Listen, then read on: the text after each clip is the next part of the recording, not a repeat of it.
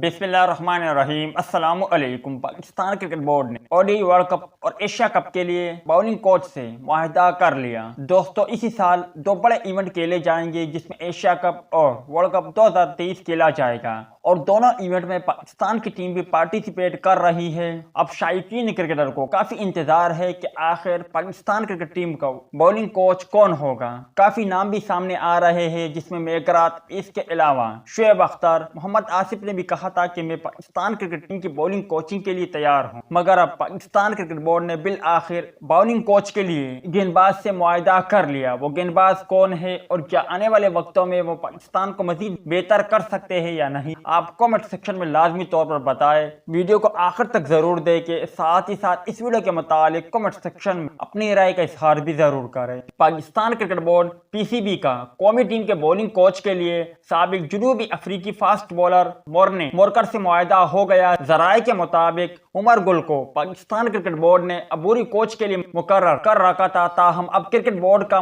साबिक जनूबी अफ्रीकी फास्ट बॉलर मोर्ने मोरकर से मुआहदा हो गया। जराये का बताना है कि मोर्ने मोरकर श्रीलंका के खिलाफ टेस्ट सीरीज में कौमी टीम के हमरा होंगे। अब आप भाई मुझे बताएं, आया पाकिस्तान क्रिकेट टीम के बॉलिंग कोच के लिए कौन सा उम्मीदवार और कौन सा गेंदबाज अच्छा बॉलिंग कोच साबित हो सकते हैं। मोहम्मद आसिफ ने भी कहा था कि मैं पाकिस्तान की बॉलिंग कोचिंग के लिए तैयार हूं, जबकि इसके अलावा कई जराये से ये खबर भी मौसूल हुई है कि शुएब अख्तर को शायद बॉलिंग कोच बना दिया जाए। अब आप भाई बेहतर तौर पर मुझे बता सकते हो।